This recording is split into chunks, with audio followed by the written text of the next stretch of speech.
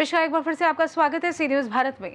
खबर हाथरस से, जहां एनओसीसीई के आह्वान पर निजीकरण के विरोध में राष्ट्रव्यापी सांकेतिक हड़ताल कार्यक्रम के तहत अधीक्षण अभियंता विद्युत वितरण मंडल कार्यालय के प्रांगण में विद्युत कर्मी के साथ भारतीय किसान यूनियन भानु के राष्ट्रीय मीडिया प्रभारी के साथ किसान संगठन के सिपाही हड़ताल में सम्मिलित हुए और निजीकरण के विरोध में समर्थन भी दिया।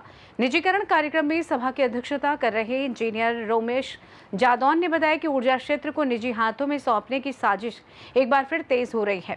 पूर्वांचल और दक्षिणांचल डिस्कॉम के निजीकरण की प्रक्रिया को आगे बढ़ाया जा रहा है, जो न केवल कर्मचारियों के अधिकारों पर कुठाराघात है, बल्कि सार्वजनिक हितों के भी घोर विपरीत है। हाथरस जनपद में राज्य विद्युत परिषद के अध्यक्ष इंजीनियर सुमित कुमार सोनी ने कहा कि निजीकरण आरक्षण पर, संविधान पर और देश के जवान किसानों पर हमला है, क्योंकि मध्यम वर्ग के लोगों और किसान बंधुओं के हितों पर प्रहार किया जा रहा है। निजीकरण से बिजली की दरें बढ़ जाएंगी, कर्मचारियों में सेवा शर्तें बुरी तरीके से प्रभावित होंगी। प्रदर्शनकारियों ने निजीकरण पर तत्काल रोक लगाने की मांग की और निजीकरण के बजाय सुधार कार्यक्रम चलाने की मांग की। इस प्रदर्शन में सैकड़ों विद्युत कर्मी और किसान साथी शामिल हुए और निजीकरण के विरोध में एकजुटता दिखाई। विद्युत कर्मचारी संयुक्त संघर्ष समिति हाथरस ने इस आंदोलन को समर्थन दिया और निजीकरण के खिलाफ लड़ाई लड़ने का संकल्प लिया। इस सांकेतिक हड़ताल में अधिशासी अभियंता संदीप कुमार, विश्वेंद्र प्रताप सिंह, अभिनव तिवारी एवं सैकड़ों विद्युत कर्मी एवं किसान उपस्थित रहे। सर, आज जो आपका जो धरना प्रदर्शन चल रहा है कर्मचारियों का निजीकरण को लेकर, आगे भविष्य में क्या आप रणनीति अपनाएंगे सरकार अगर बात नहीं मानती तो? ऐसा है कि जो हमारा ये प्रोग्राम चल रहा है, इसमें हमारे केंद्रीय कार्यकारिणी द्वारा भी आगे का प्रोग्राम केवल जेल भरो आंदोलन की बात चल रही है। अभी कोई निश्चित नहीं हुआ है। जो भी कार्यकारिणी का निर्देश होगा हमारे लिए, हम वो पालन करेंगे और उसे बिल्कुल अपने जिले में हाथरस यूनिट में बिल्कुल पूरी तरह से हर सदस्य को साथ लेकर वो कार्यक्रम सफल बनाएंगे। और वहाँ तक रहेगा कि गवर्नमेंट को हमारी ये बातें माननी पड़ेंगी और वर्तमान ऊर्जा मंत्री जी को भी ये सब समझना चाहिए, सोचना चाहिए कि निजीकरण करना कहीं ना कहीं कर्मचारियों के हित में नहीं है और आम जनता के हित में तो कतई नहीं है। और जो नया भविष्य जो बच्चे तैयारी कर रहे हैं, पढ़ाई कर रहे हैं, उनके साथ ये खिलवाड़ है। उनका भविष्य बिल्कुल अंधकारमय है। इसके लिए हम लोग प्रयास कर रहे हैं कि सभी को हम जोड़ेंगे और इस कार्यक्रम को यहाँ तक आगे ले जाने की जरूरत पड़ेगी। वहाँ तक हम लोग आगे केंद्रीय कार्यकारिणी के निर्देश पर आगे जाएंगे। क्या नाम है? सुमित कुमार सोनी, जनपद सचिव हाथरस, जनपद अध्यक्ष हाथरस। जी, आपकी जो हड़ताल चल रही है निजीकरण को लेकर, ऊर्जा मंत्री कह रहे हैं कि निजीकरण से फायदे होंगे, क्या कहेंगे इस संबंध में आप? जी, मैं ऊर्जा मंत्री को उन्हीं के लिखित समझौता ये है 3 दिसंबर 2022 का माननीय ऊर्जा मंत्री का ही लिखित समझौता है, जिसमें 16 बिंदुओं पर इन्होंने समझौता किया था। जिसमें ये भी बिंदु इन्होंने कहा है कि ऊर्जा क्षेत्र में वर्तमान में जो भी संसाधन है, उसी संसाधन के अनुरूप जो है सेवाएं चलेंगी, निजीकरण संबंधी कोई प्रक्रिया नहीं की जाएंगी।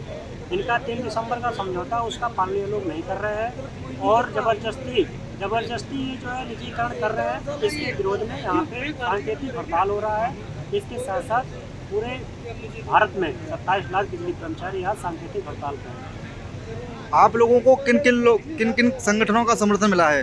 देखिए, राज्य कर्मचारी, रेलवे कर्मचारी और किसान लोग, छात्र लोग, लगभग देश के और राज्य के समस्त जो है संगठनों का हम लोगों का साथ मिला हुआ है। सरकार अपनी बात पर अड़ग रहेगी तो क्या स्थिति में क्या करेंगे आगे की स्थिति में?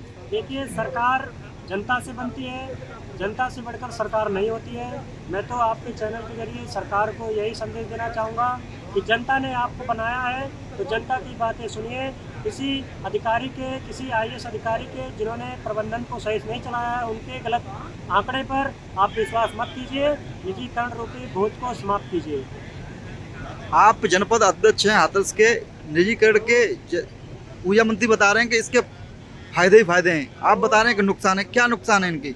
यदि निजीकरण से फायदा है तो माननीय ऊर्जा मंत्री जी से मैं एक सवाल पूछना चाहता हूँ, ये IAS अधिकारी थे तो ये क्या सरकारी जब तंत्र में थे तो इन्होंने निजीकरण में ज्वाइनिंग क्यों नहीं किया? यदि ये अगर आंसर सही है, ये इस आंसर प्रश्न का जवाब ये सही दे दें तो मैं मानता हूँ कि निजीकरण से फायदा है। निजीकरण से फायदा अगर है तो ये IAS जब थे तो निजी कंपनी में HR के पद पे, CEO के पद पे ये क्यों नहीं रहे? निजीकरण से सबका नुकसान है, छात्र का नुकसान है, किसान का ही नुकसान है। रोजगार के लिए जो बच्चा पढ़ रहा है उसको नौकरी नहीं मिलेगी, लोग किसान को जो फ्री बिजली मिल रही है फ्री बिजली नहीं मिलेगी, लोगों को जो है जो गरीब जनता 3 रुपया 3.5 रुपया यूनिट में बिजली मिल रही है उनको 15-15 12-12 रुपये जैसे महाराष्ट्र में 12.5 रुपये घरेलू का रेट है उसी हिसाब से बिजली मिलने लगेगी।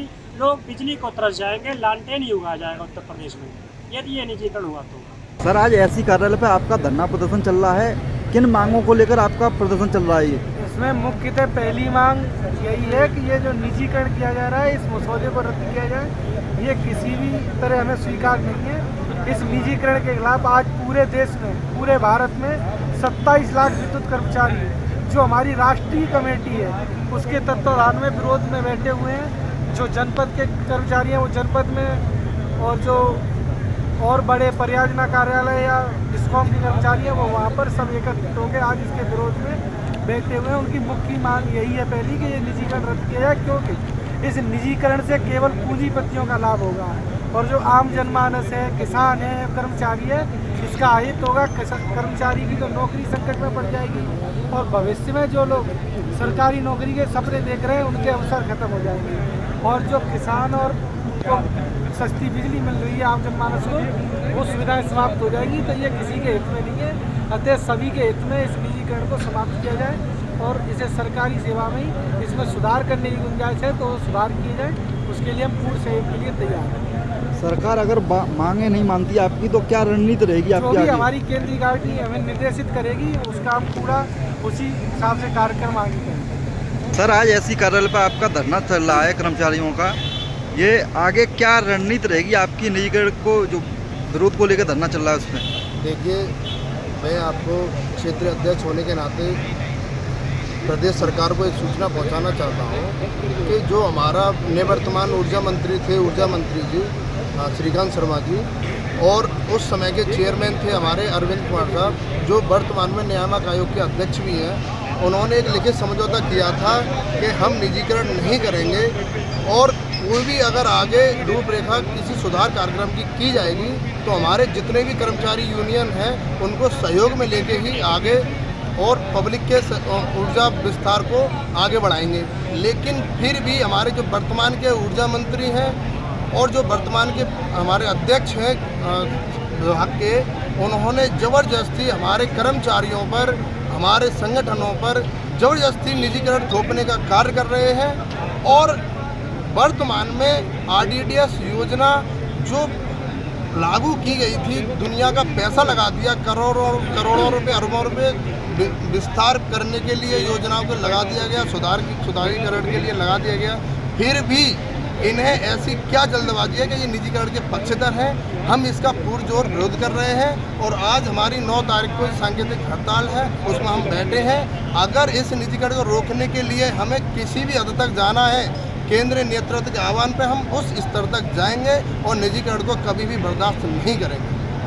हाथरस से सी न्यूज संवाददाता लखन यादव की रिपोर्ट। फिलहाल के लिए इस खास रिपोर्ट में बस इतना ही। देश दुनिया की तमाम बड़ी खबरों को जानने के लिए जुड़े रहिए सी न्यूज भारत के साथ। हर खबर आपके साथ, आपके हाथ।